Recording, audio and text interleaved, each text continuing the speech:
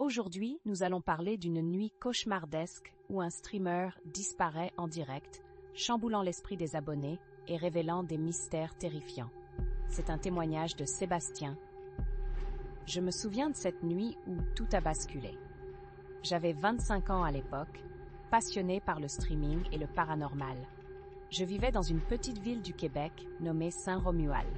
C'était l'hiver 2022 et la tempête de neige battait son plein. Comme beaucoup de mes abonnés le savaient, je préparais un live spécial pour fêter mes 100 000 abonnés.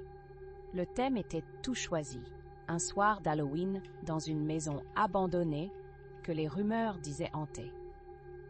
J'avais toujours été fasciné par ces histoires, et la maison en question, une vieille ferme depuis longtemps abandonnée, se trouvait juste à la périphérie de notre ville, entourée de forêts sombres et inquiétantes. La tempête ne me faisait pas peur, je pensais que cela rajouterait à l'atmosphère. Le live était prévu pour 20 heures. Lorsque je suis arrivé sur place, j'ai préparé mon matériel. Caméra, lumière, micro. Les premiers abonnés ont commencé à se connecter. Je les saluais un par un, leur expliquant un peu l'histoire de cette maison.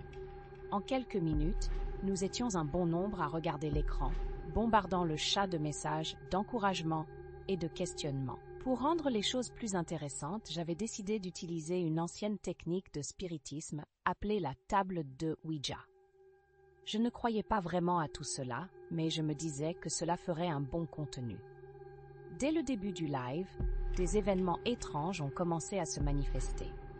Alors que je posais mes doigts sur le verre, le chat a remarqué que la température de l'air semblait chuter. « Regarde ta respiration », écrivait-il, et j'avoue avoir vu ce nuage de vapeur s'élever de ma bouche. Je rigolais, pensant que cela pouvait apporter une ambiance cinématographique. Mais il y avait quelque chose d'inexplicable, une énergie dans l'air qui me tournait le ventre.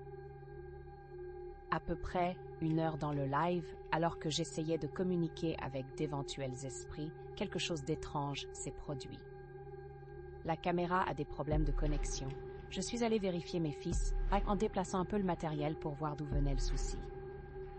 Pour une raison incroyable, malgré le fait que ma caméra continuait à enregistrer, le chat a commencé à se remplir de messages désespérés. J'étais adolescente et plusieurs de mes amis « Il y a quelqu'un derrière toi ». Sur le moment, je pensais que c'était une blague. Mais lorsque je me suis retournée, j'ai cru voir une ombre se faufiler dans l'embrasure de la porte. J'ai décidé de ne pas y prêter attention, continuant à discuter avec mes abonnés de façon désinvolte. Mais l'ambiance avait changé. L'électricité dans l'air était palpable. Tout a basculé lorsque j'ai appuyé sur un bouton pour faire apparaître plus de lumière. Cela a créé un bruit horrible et ma caméra s'est éteinte à ce moment-là. Mon cœur a commencé à s'emballer. Je suis sortie du champ pour vérifier l'alimentation. À ce moment-là, j'ai reçu des messages sur mon téléphone de mes abonnés. On voit quelque chose. J'ai regardé l'écran de mon portable et c'était un enregistrement. Les images diffusaient une silhouette sombre qui flottait près du mur. Je n'arrivais pas à y croire. Finalement, la caméra s'est remise en marche et j'ai pris une grande inspiration avant de revenir devant l'objectif.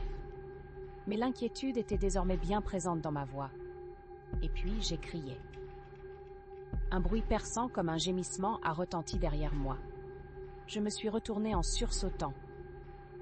La porte s'était ouverte toute seule. Mes abonnés ont commencé à paniquer. Le chat était un véritable déchaînement. Fuis maintenant. Arrête le live. Mais une partie de moi voulait savoir, voulait continuer. J'ai pris la décision de ne pas lâcher et de rester sur place. Je me sentais étrangement attirée par ce qui se passait. Et puis, les lumières se sont éteintes. Il faisait noir. J'ai tenté d'allumer ma lampe torche, mais elle ne fonctionnait pas. Mes abonnés n'arrêtaient pas de commenter la situation désespérée. Souvent, je les berçais de mon charisme, leur faisais rire. Mais ici, dans cette maison vide et sombre, je ressentais la peur s'engouffrer en moi. J'ai essayé à plusieurs reprises d'éteindre et de rallumer mon équipement, mais rien ne fonctionnait. J'ai alors réussi à rétablir de l'électricité sur une vieille source de lumière. Dans un éclat, elle a vacillé et a révélé un mot gravé dans le mur juste à côté de moi. « Risque », écrit presque de manière frénétique. J'ai alors entendu un bruit, un chuchotement qui semblait venir de derrière le mur. Je me suis approchée par curiosité, mais tout à coup, la lumière s'est éteinte complètement. Dans l'obscurité, j'ai ressenti quelque chose sur mon épaule. C'était si glacial que cela m'a coupé le souffle. J'ai crié, repoussant en arrière. Mes abonnés étaient très inquiets, mais leur inquiétude s'est rapidement transformée en panique. Il était évident qu'il se passait quelque chose de surnaturel, et pourtant je refusais de croire. Puis j'ai senti une pression sur ma poitrine. C'est comme si une force invisible était contre moi. La dernière chose dont je me souviens avant que ce soit le noir total, c'est le chat de mes abonnés qui s'est vidé. Des milliers de messages écrits, il a disparu, où est-il? Je n'ai jamais compris pourquoi j'ai décidé de reprendre le live ce soir-là. J'ai investi tout mon temps et mon énergie dans ma chaîne, mais ce soir-là, j'étais catégoriquement impréparée à ce qui allait arriver. L'événement autour de ma disparition fut médiatisé.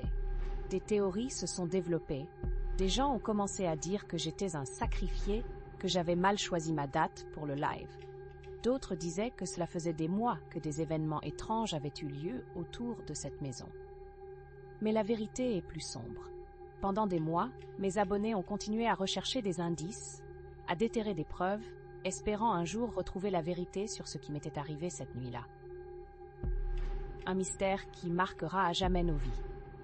Car même si j'ai disparu, ceux qui sont restés ont continué d'entendre des murmures dans la nuit, des bruits inexplicables qui les hantaient chaque fois qu'ils fermaient les yeux.